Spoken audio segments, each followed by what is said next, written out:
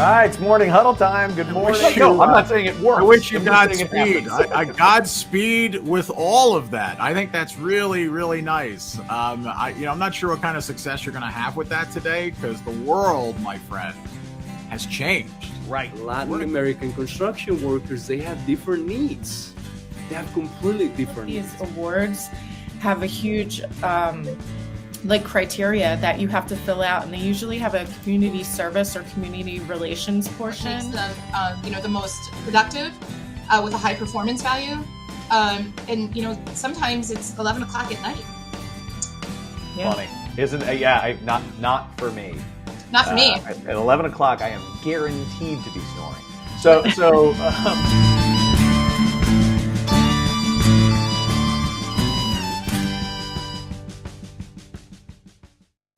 Good morning. It's morning huddle time. Chad Prinky here with our guest, Jennifer Sproul. Stacy Holzinger is enjoying one of the joys of live streaming podcast shows, where she's got a broken garage door and figuring out how to get the kid out of the house, scrambling all at once. So Jennifer, Stacy will be joining us at some point, she assures, but it might be like with 3 minutes to go, and her hair could be all over the place, and she could be a panicky I wish I'd known. I've dealt with the same thing myself. I could have given her some tips. Yeah, all right. Here's the walkthrough.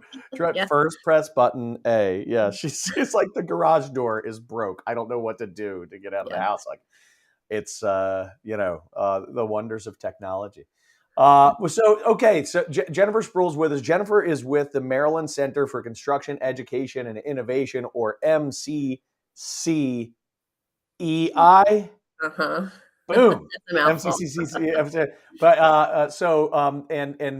Jennifer's really focused on helping the industry in lots of different ways, but the workforce development need is front and center for you. So we're going to dive into that. But before we do, Jennifer, tell us a little bit about yourself. How long have you been there? What's your sort of background, your story? Give us a little bit of background. Yeah, so I've been with MCCI just over 2 years. I joined mid-pandemic. I changed jobs and bought a new house all within a month of each other, like a crazy person. But so I've been in the industry for 22 years now. Wow. Yeah, so I started off in marketing for Whiting Turner, and was there for a few years, and then got a chance to move into operations for another general contractor. And I've just been in the industry ever since, and never thought I'd be here, but absolutely love it. Well, that's going to be a little bit of a theme later on, I think, right? Is that there are a lot of people who don't know it right now, but who are going to be in the construction industry. And I think that's a part of what, happened to you by accident, but that maybe we want to help people to help that to happen a little bit more intentionally. Exactly. Where are you located in the world? I'm in the Hereford zone of Baltimore County. Up north. We get all the snow. Well, I'm real close to you, but it's we're dealing with the. I was telling my wife I'm building an ark. Yeah. Just in case we're up to 6 days and 6 nights, we might as well just be on the safe side. You don't want to start on the ark when it's too late.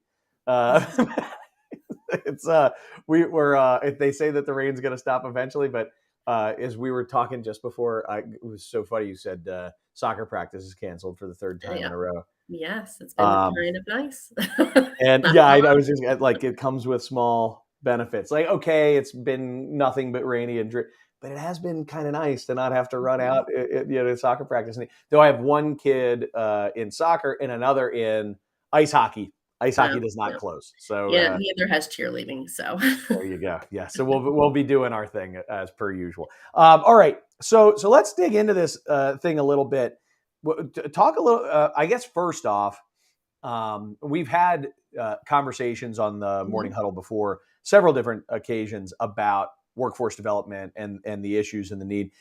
So we don't need to necessarily go into a deep dive, because I do think our audience is pretty familiar with the general concept that there are way more jobs and there's way more need available than we have qualified people to fill those roles. So with that, I guess I'll toss it over to you and ask, how do you define what I know you've taken to calling the workforce puzzle in construction? How do you define that?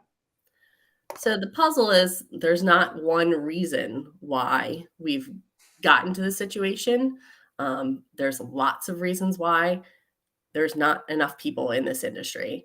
And we think there's therefore not one answer to filling our pipeline and to fixing the broken pipeline. So we think it obviously there's the education of youth and their parents about the opportunities that exist in the industry.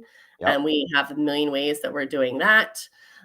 There's the industry and the changes that we need to make ourselves more attractive, and maybe just even change the message that we're talking about the industry. There's not too much. There's a million reasons to be in this industry, and a lot of people don't realize that it's not just swinging a hammer or digging a ditch. That you can have an office job and a 4-year degree in this industry. And then it's just about fixing the systems to get people into careers in the built environment. So when it comes to our education system, government, and whatnot. So MCCI is trying to hit it from all fronts. Yeah. So you talk about the youth, and that's one stream, right, of potential people to enter into the workforce. But I think that one of the things that I appreciate that you've got an eye on is that's not the only stream that we're Absolutely. looking at for people to enter into the building industry. You want to talk about that a little bit?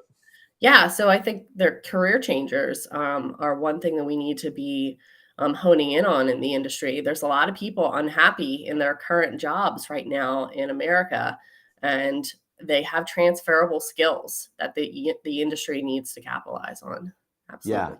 Yeah. And I have this experience every time I run into someone in, I don't know, hospitality, right? If I walk into a hotel or I walk into a restaurant and I look around, I can't help it. I do like a quick scan of the people and I'm like, I bet you there are some people in this room who, with somebody to show them a path, Yep. would be interested in doing something that paid a lot more, that came with a level of stability maybe that they're not getting from tips alone. Benefits. And you know what I mean? Like it's just there's so I think that there's an aspect of that as well, which is, as you said, getting people interested in career changes. So if we've got the youth on what, let me put it this way. I think what I'm hearing you say is that you're approaching this issue from two different angles. One is looking at the potential market, right, of people who could join the industry now and into the future. And then number two is looking at ourselves, in the construction industry and saying, what are we doing to make this a place that is that feels like a more viable, more interesting, more exciting option to those candidates. What do you think we're doing that's off brand right now? Right? Like that if we're doing something that's like damaging the brand, what's damaging the brand? So I mean, I think the fact that to get into construction, most people you hear, a lot of us got into the industry because of someone we knew. So I don't think we're necessarily branching outside of our current demographic in the people that we're reaching for. We're often going to, somebody who's the dad or uncle or whatever worked there. So as an industry, I don't think we're actually trying really hard to reach new markets. And I would say there's probably some toxic masculinity going on in this industry. How dare you? How dare you? that isn't I wouldn't say it's not a bad thing to be an aggressive industry or anything like that, but to make it a little more friendly to women and minorities would probably not just help the women and minorities feel more accepted here, but also help like the mental health of everybody that's already in this industry, because we know that's a huge problem as well. Oh my, there's so much in there, Jennifer. I've got so many thoughts banging around. So let me. I think first off, I have to say, you know what? Oh, hey, here's Stacy. My gosh, welcome, Stacy. How are you? Hi, guys. Hey, all right. No, I'm gonna keep rolling. But so Jennifer just made this comment about things that the construction industry can do or has been doing that makes us a little bit off brand, right? It makes the building industry less attractive to potential candidates. And so we talk about um, first off, just plain and simple, we're not putting a cohesive. We're not working hard. I guess we're not doing well. We're probably working hard. We're not doing well at overall branding to the audience, right? So that's one thing. Yeah, Jennifer? yeah, And then the absolutely. other, go ahead, I'm sorry. No, I was just going to say, I mean, I'm seeing comments here and I completely agree. We don't do a great enough job promoting the diversity of careers in this industry. The fact that every one of us is in construction and not one of us is using a tool, right? Right.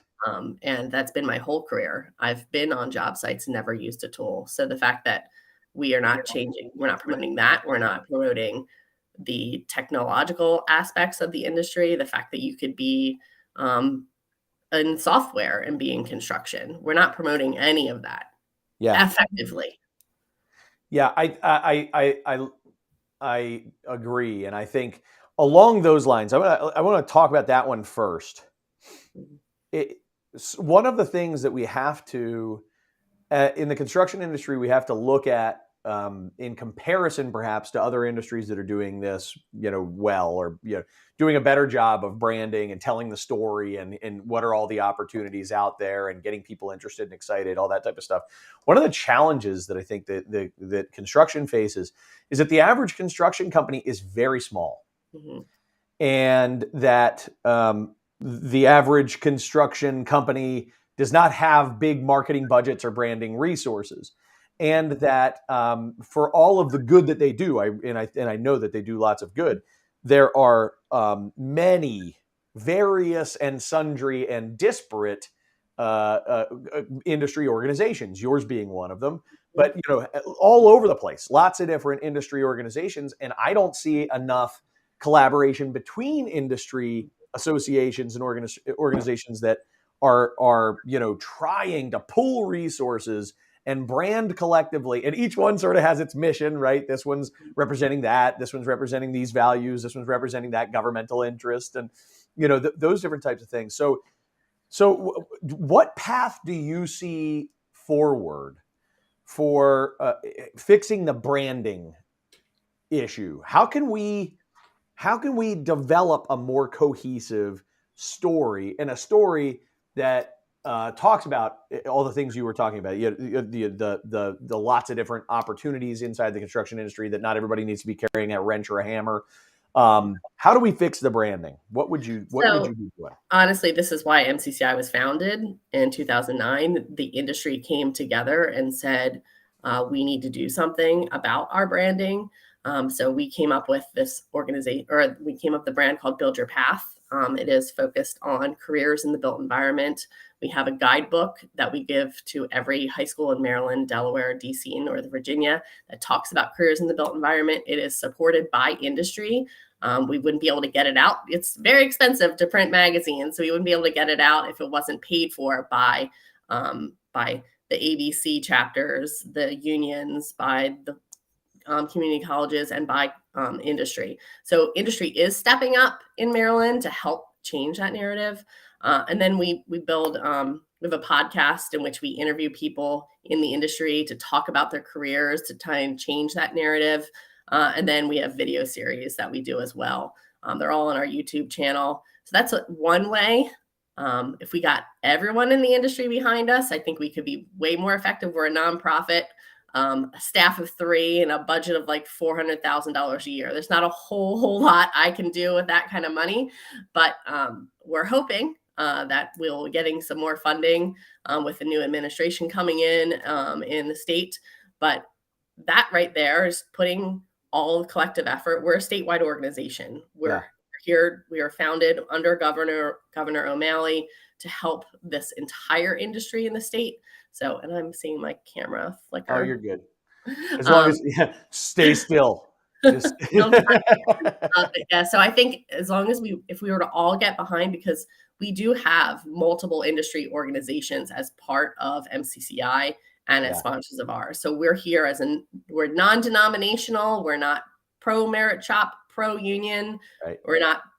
We're for the entire AEC industry. We are pro getting people into this industry and helping them to be successful in this industry. Everyone has available jobs, and everyone is offering great opportunities. And I know one of the things that you're particularly passionate about is attracting women to the industry, which may be a bridge into our second topic, right? But to the second issue that you called out, but getting women into the industry. You said something, in a previous conversation between us that really stuck out to me, which is that if you can't see it, you can't be it. If you haven't had exposure to it, if you're not really hearing that story, you can't really imagine yourself or, kind of put yourself in the place in that role in the future. So maybe talk about what needs to be done to better attract women into the industry. And oh my gosh, what is now happening? It's bad. Are you betting? I bet you're like sticking the table. I don't know what's happening. I'm so sorry. It's all good. Hey, it's live. Technology is not my friend today. But so, in the industry, I honestly think one of the things that we are doing is getting guest speakers into schools in Maryland.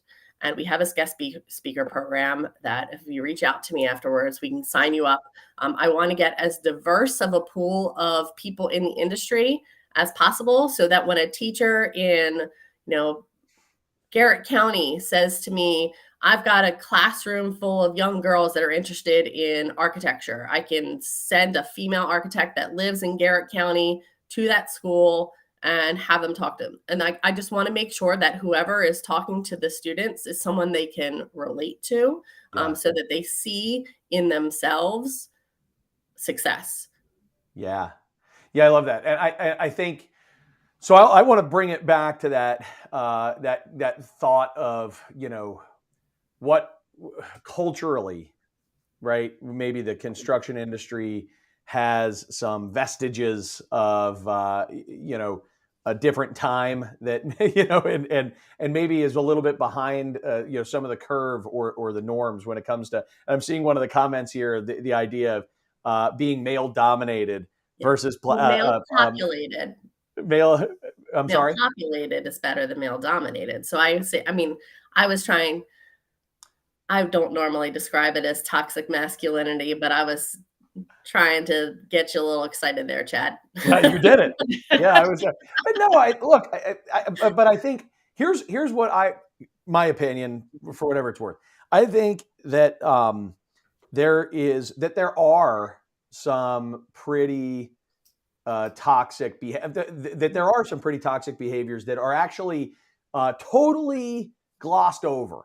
Yeah. Like things that people don't even really recognize as problematic. And maybe that's the term I'll use because I don't want to carry whatever political baggage might come with that term, because that's not the intent. And I know that's not your intent, certainly not mine.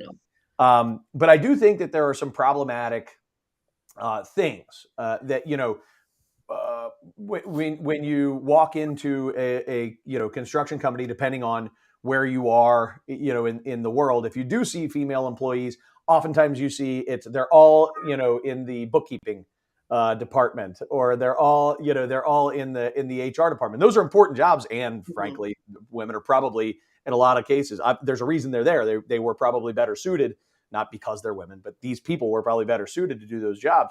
But you don't necessarily see as many of them in project management roles or in estimating roles or like that kind of stuff. And that is changing. It is changing. Right. But we are exposed to a lot of that stuff. So if you're a woman and you're walking into that environment, very quickly, if you walk into that business that's, every female in the building is on this side of the building, right? And on this side of the building, it's only men. That's something that I don't know, it may be something that makes you feel like, am I allowed? Is this okay for me? I don't know. I'm not a woman, but I can imagine that might be. No, it is. I mean, I've been the first person to take maternity leave at a company before. Right. It is not an easy path to take if you're the first to do something. It takes a strong person to go through that often, and it takes a special company often to make sure that they're being equitable in how they treat all their employees regardless of their gender or race or anything like that. We all have unconscious biases that we don't know about, Yeah. and it's not because you're a bad person, it's just because you're just I mean, for example, I have been at companies before where I was the only non-admin female, and on admin day, they gave me flowers in addition to everything else because they felt like they didn't wanna leave me out, but also I was like, I'm not an admin." So it's like this weird, Totally. well-meaning. They were not Totally. trying Yeah. That wasn't that to wasn't rude. It was just, no. yeah. Oh So my I gosh. think there's a little bit of that going on. And honestly, like we discussed before, a lot of it is not anything like nobody tries to act bad towards each other on Yeah. purpose. But if we were to change our culture just enough that people feel healthy and safe at work, it would help overcome this horrific stats we have on mental health in the construction industry right now. Okay, so I think that's fair. I think there is a connection there, and I think that overall, this idea that if we work hard to make the construction industry and our companies Mhm. be places where people can feel safe and healthy inside those environments, that not safe and healthy for women or safe and healthy for minorities, but safe and Mhm. healthy for everybody. Everyone, everybody, Safe and healthy for everybody. everybody. Then we're going to actually be trying, addressing, a lot of issues there. Now, I got to say it. I know other people are watching or thinking it or listening or thinking it. Is that the construction industry is a hard industry? When I Mhm. say a hard industry, what I mean is it's fast paced, it's high impact, big decisions and big money are on the line, and things can change in an instant, and people's lives are on the line. It's a Yep. safety related, right?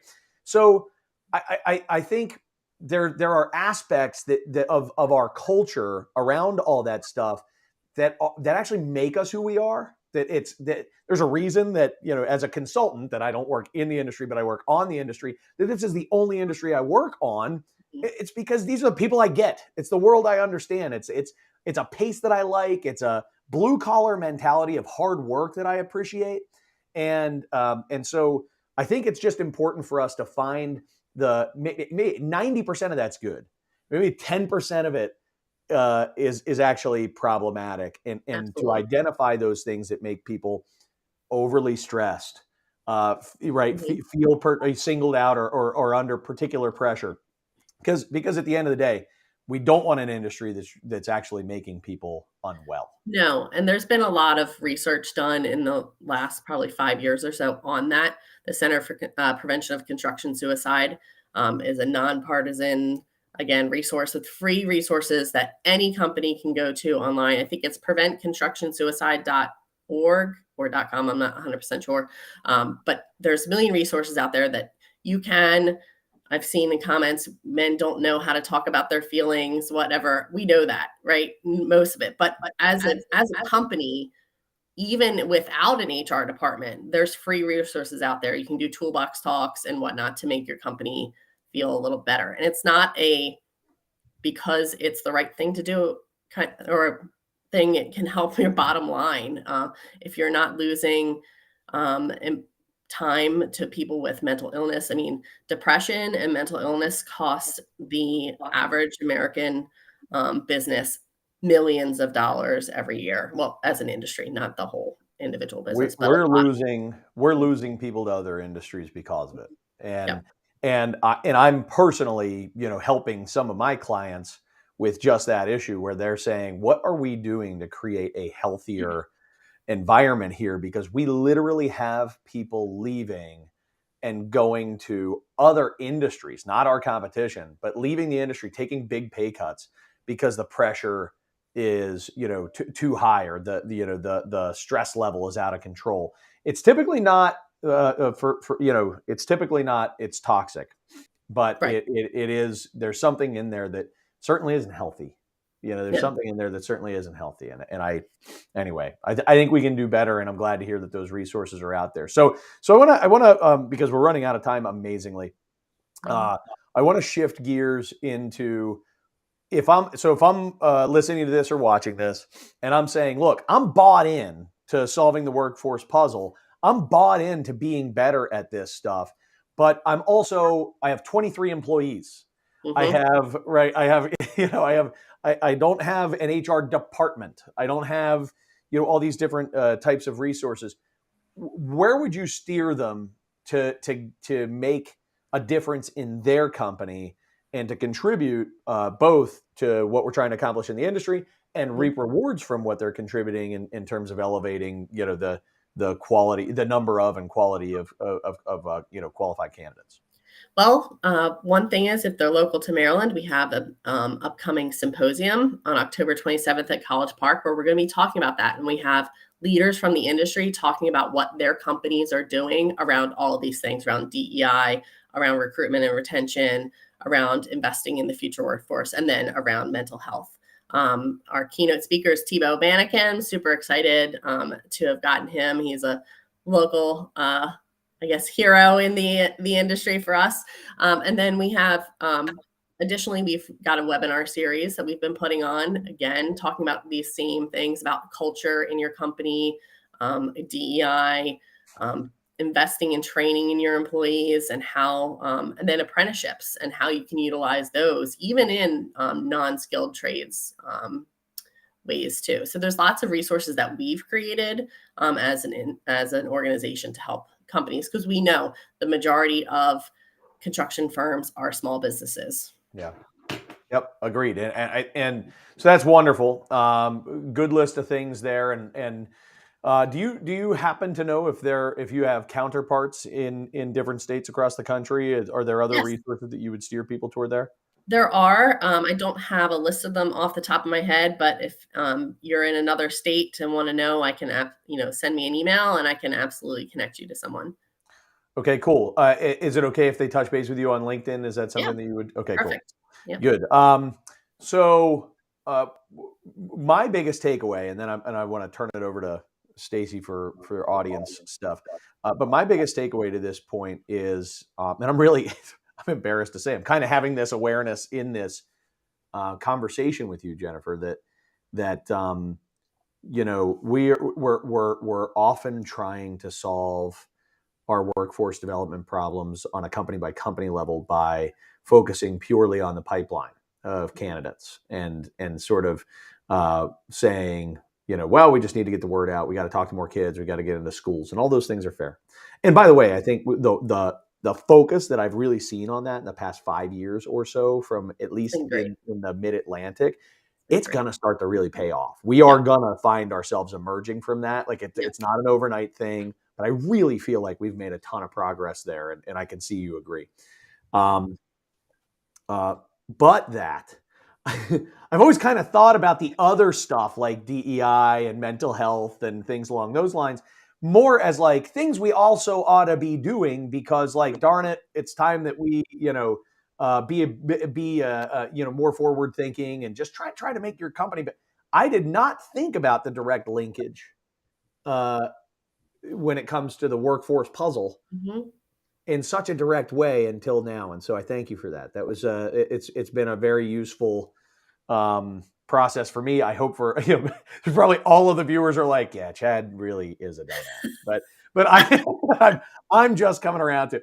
And but no, I mean, not that I haven't seen some but that they're really actually fully intertwined in a way that I wasn't thinking of before. And so when you talk about that symposium, every single topic links together really nicely. So that's something, if you're able to get to, if you're in the area, you ought to go and check out. You say October 27th in College Park. Yep. Mm-hmm. Very It's on good. our website. Awesome. Stacy, what do we got? Aside from, I wish I could hear the whole. We'll have to talk offline about No what one wants to hear my garage. How you got out? How did you get out? By luck. It's not pretty. Yeah, so I don't see any good questions here, but I had a lot of comments. And I get this question a lot, and I know you deal with the students a lot. So when you're going and having these workforce developments or speaking with the kids or giveaways or expos or something like that, is there any items of choice you can recommend? Because contractors always have a hard time figuring out, because they don't deal with kids on a regular basis, what kind of items they should get to get kids, pumped up. I don't Or do you know. see any trends or? I don't think, I will say that we did an activity in which we made slime, but kind of made it like it was concrete. We put like gravel in it and that kind of stuff. So I don't know if like slime is a big thing. I don't know if you could put, and I've seen that where like Thinking Putty or something like that had the logo on it, and it was like something to hand out, and it was something that they would actually use. Okay. But if you handed it with also something about the industry that, like I said, if it was slime that looked like concrete, maybe that was something that's for like the younger kids. That was like 6th grade. That was a huge hit this summer with the summer camp we did. But when it comes to actual stuff, I'm not a huge believer in like tchotchkes for kids, right? Yeah. I feel like unless you spend a lot of money on something, it's kind of trash. So as contractors too, we also get asked like not only to bring like tchotchkes or candy or something, but come up with an interactive activity that's related to construction. Have you seen anything like that a contractor brings that can get kids engaged, hands-on, that's safe? Yeah. So there's like, in addition to the slime that I mentioned, we actually had the kids build slime. Up there's somebody's mentioning the construction trading cards. Actually, NCCR sells trading cards on buildyourfuture.org. So you should be able to get trading cards there. That's kind of a cool thing. But also we've done like a Lego build. The National NAWIC Education Foundation has Block Kids, which is a Lego building competition, but you can scale it. We've done it at trade shows and career fairs before. And then Procore actually has something that's probably a little more extensive that you can't really do at an actual, like a trade show. But if you go into a classroom and you bring some computers and some tablets with you, or the kids, we actually did it with Camp NAWIC this summer. The kids actually used their own devices and downloaded Procore on it. We did a whole like build the Procore headquarters out of Legos. It's a set that they'll give you for free through the Procore Education Foundation. It's called Brick by Brick. It's pretty awesome. And so they're using, in addition to using Legos to understand how the project, there's a superintendent, a project manager, and tradespeople. They're also learning how to use Procore at the same time. Nice. Thanks for that. Didn't know that. Yeah, you mentioned Build Your Future. That is a great resource website nationally for anyone, and they have different activities and stuff that you can purchase. So I know some people in the comments here were saying they visit schools and send out their engineers and things like that. So definitely a good resource. I don't know if you have any other website resources, because you don't want to have to reinvent the wheel. I think that's what a lot of contractors get so overwhelmed with. Like Chad was saying, you have 30 people and then you're like, oh my God, what kind of materials do I have to? No, you don't have to do that. There's websites like Your Organization and Build Your Future, and you can just purchase these things and bring them with you and help you. Even, the local associations usually have resources or presentations. You don't even have to redo a presentation. So yes, we actually have a presentation template that we've put together to help guide someone through that guest speaking activity. Because same thing, it's not going to be filled with information about the industry, because it's prompted to tell your own story, but it's super simple. Kids don't want a PowerPoint presentation, but to have something to help the presenter prompt what they need to talk about. We worked with Building Congress and Exchange to put that together here in Baltimore. They've been a huge supporter of ours, and it's a pretty simple. How'd you get here?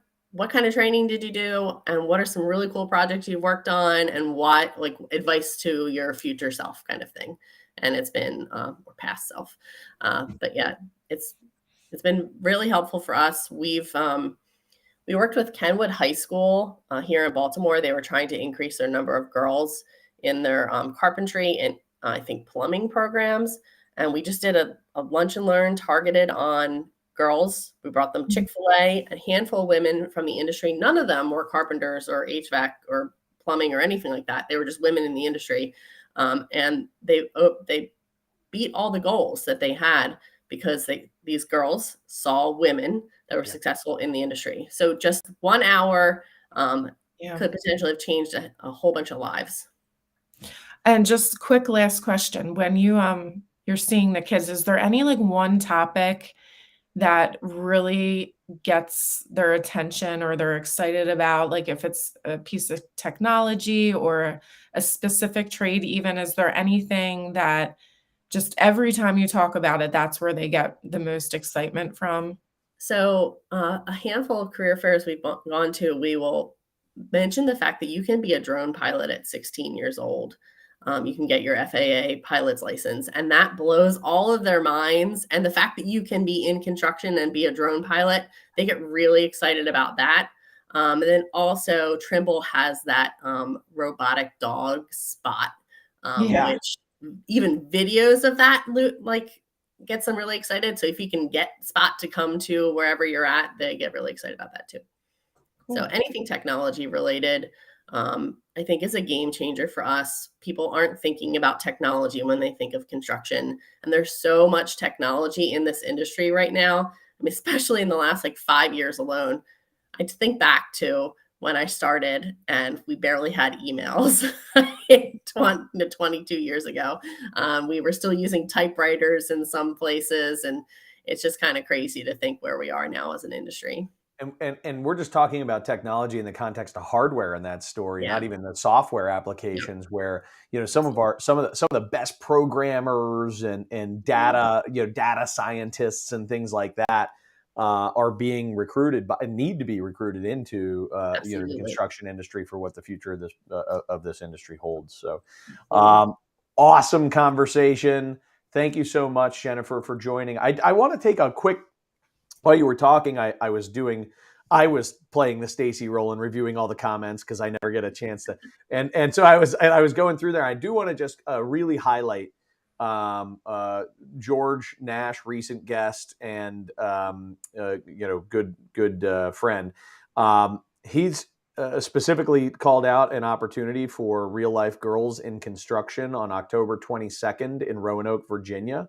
So that's an opportunity. If you're sitting here watching this, if Roanoke is handy, that's something that you might want to consider, just tossing that up for consideration.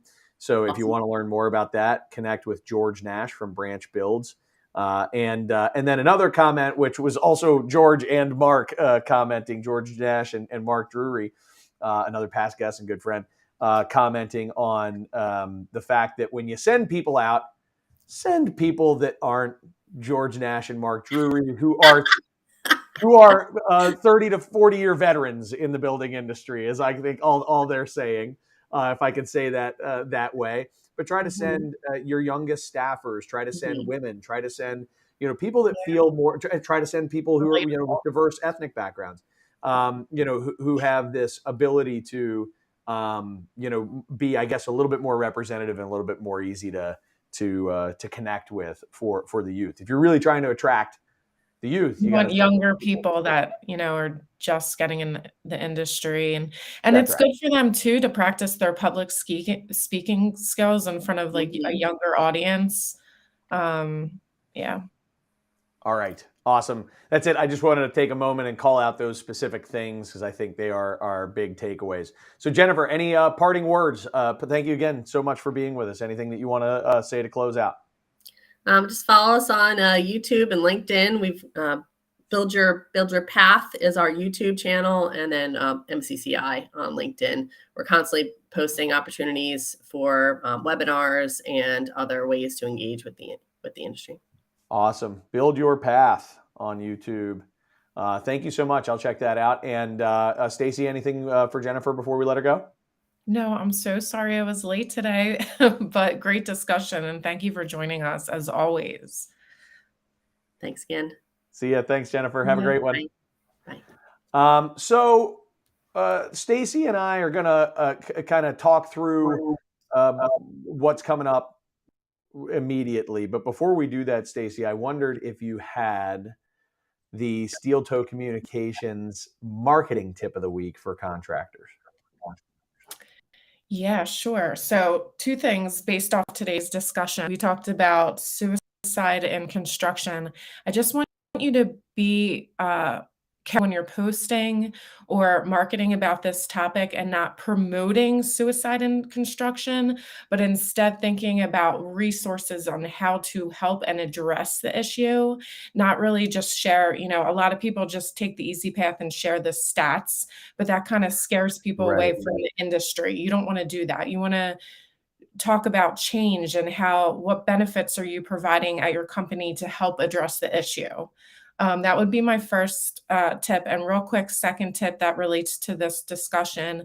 I just redid my website, and on my website, I have AEC Kids, and I'm promoting all STEM related and construction related nonprofits throughout the whole US. So if you have anything that you don't see on there, it's very elementary. I'm just starting to work on it. Please send me that link and I'll add it to my website. The purpose is to have one home base where you can look for any event to help promote, careers in construction for 18 and less.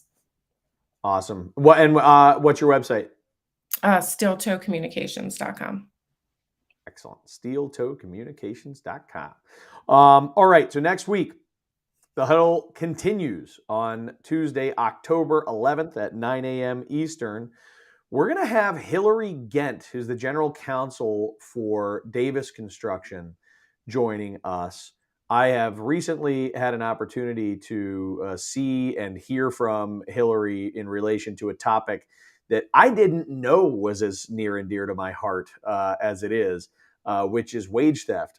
And what's the reality of the wage theft environment today? What contractors are doing to protect themselves against, pretty massive fines and litigation. And then also just, why is it happening? What are the sources, and how do we start to get to a place where wage theft becomes a thing of the past? So that is going to be the discussion next week. Please join in. It will be highly engaging. I am confident because basically, Hillary is brilliant on the topic and dealing with it in a very real world way today. And and I'm just all fired up about it, so I can guarantee it'll be interesting. All right, so, Stacy, any final words before we wrap up today? Nope, that's all I got. Great discussion. Yeah, it was. Thank you so much, and best of luck with the garage door next week. Thank you. See Have a ya. good one. See ya. Absolutely.